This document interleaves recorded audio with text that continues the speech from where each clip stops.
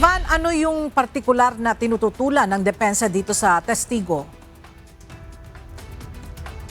Ela, ayaw tanggapin ng kampo ng mga akusado itong testimonya ng testigo na dala ng prosekusyon. Anila immaterial at irrelevant umano ito sa kaso. Idagdag pa na hindi ito kasama sa pre-trial brief na isinumite ng prosekusyon sa korte. Yan ang ilan sa rason ng mga abogado na akusado ngayon sa kasong malversation. Naghain ng depensa ng motion na tanggalin ang damage report na ibinagdag sa supplemental judicial affidavit ni dating Micaropa Officer in Charge Engineer Elisa Babaran. Paliwanag ng defense team, late na naisumite ang mga bagong ebidensya sa korte. Gayong noong pang September at December 2025, nakapagsagawa ng inspeksyon sa Nauhan Oriental Mindoro.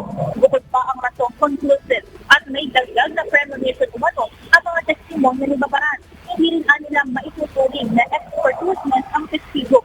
Ayon sa prosecution, newly discovered evidence ang mga ibinagdag na damage report.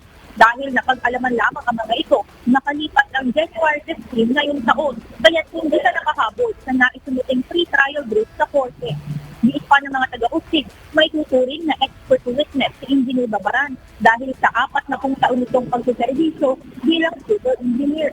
May papaliwanag din ito ang mga sira sa umaning substandard flood control project na sinontrata ng kumpanya ni Saldico na nagkakahalaga ng 289.5 million pesos.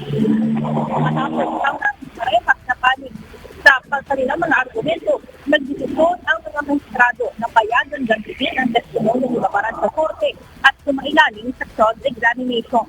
Paliwanag ng Sandigan Bayan 6th Division, ang mga karagdagang documentary evidence ay bahagi lamang ng mas malalim na pagpapaliwanag ni Engineer Babaran sa kanyang mga testimonya, kaya't pinapayagan nilang magamit ang mga ito.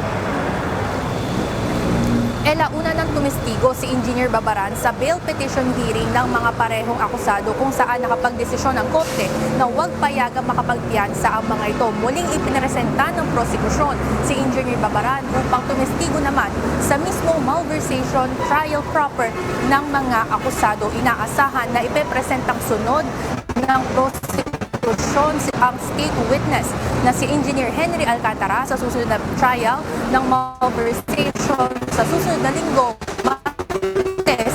March 23.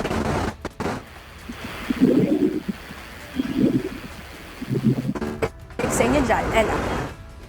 Maraming salamat, Evan Alvarez.